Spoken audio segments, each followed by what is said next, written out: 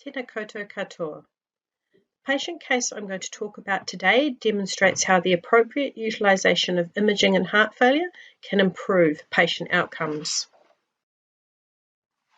Right heart failure with a preserved left ventricle ejection fraction can be conservatively managed and has an improved diagnostic outcome. Dysfunction of the right heart results in the impaired ability of the heart to perfuse the lungs. Symptoms are mainly due to systemic venous congestion and or low cardiac output. These include chest discomfort, breathlessness, palpitations, and body swelling.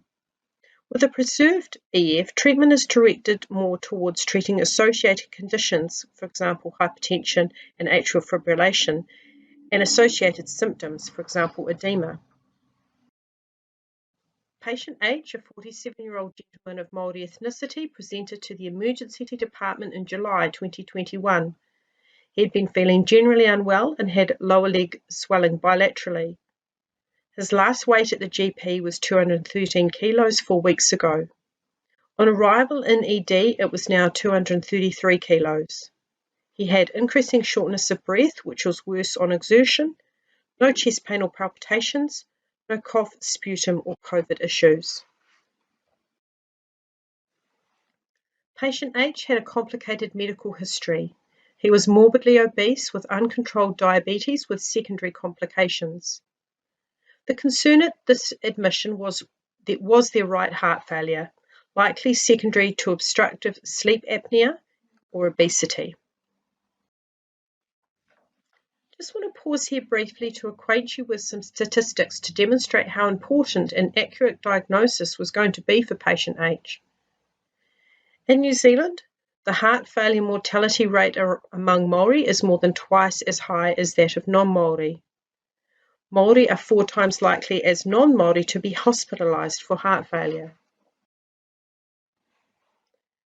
Patient H had a chest X-ray on arriving in the emergency department, querying was the 20 kg fluid overload due to pulmonary edema. The reporting radiologist compared previous chest X-rays back to August 2019. There is at least mild cardiomegaly. Pulmonary vessels are ill-defined with vascular redistribution to the upper lobes noted. The azygos vein appears dilated. There is no evidence of pleural effusion. The impression? Findings were concerning for biventricular failure. To investigate this further, the patient was referred for an echocardiogram. Patient H had in fact had an echo in June 2018. It was technically difficult study due to body habitus. Within the limitations of the study, the LV size and systolic function were within normal limits. Now the new question was the 20 kg weight gain likely to be right heart failure and fluid related? Initially, the referral was declined due to the patient's increased BMI, the limitations of ultrasound with adipose tissue impedance causing a poor acoustic window. When I discussed this with the clinician, the reason for asking for the echo was the hope that a different sonographer might be able to produce more diagnostic images. Clinical decisions would be impacted on whether or not there was a preserved EF underlying the right heart failure. Please excuse the quality of this video. It's just as much due to IT technical issues, but was not helped by the dense makeup of adipose tissue that degrades ultrasound image quality. The cine shows us the apical 4-chamber view. The report read, very poor image quality limits diagnostic interpretation. Within these limits, there appears to be normal biventricular function, although could not provide quantification. The question remained, in the setting of suspected right heart failure, was the LVEF preserved? Patient H was referred for a multigated acquisition or MUGA scan. In our department, we use a mixed in vivo-vitro labelling method. For patient H, we researched the maximum amount of PIP we could use, and from the package insert, we settled on 10 milligrams of PIP. Our standard dose of technetium for a 70 kg adult is 740 megabecs.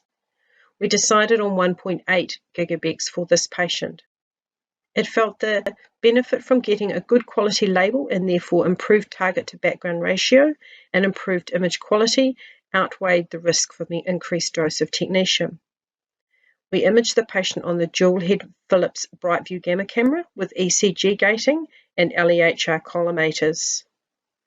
We adjusted the zoom so the heart occupied approximately 50% of the field of view.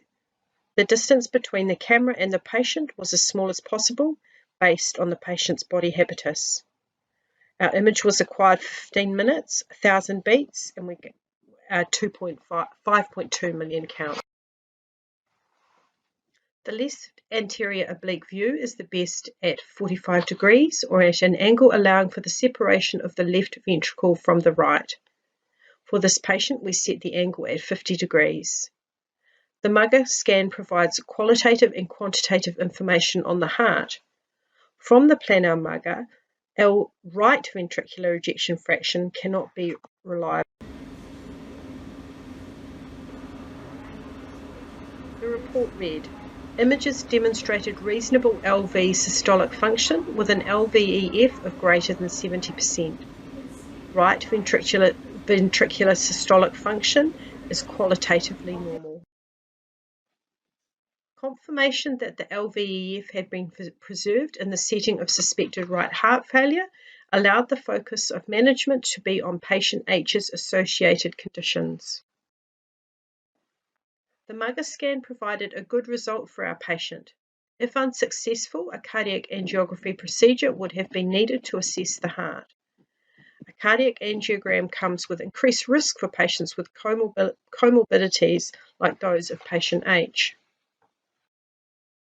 An accurate diagnosis of right heart failure with a preserved ejection fraction is important to assist with conservative management of the disease.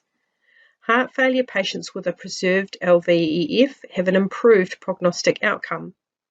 Ultrasound echo is useful particularly due to the lack of radiation exposure, but as shown by the case study, echo has limitations with imaging patients with an increased BMI, a common comorbidity of heart failure. In this instance, the nuclear medicine Mugger scan provided a non-invasive imaging option to help choose the best clinical pathway for our patient. Thank you.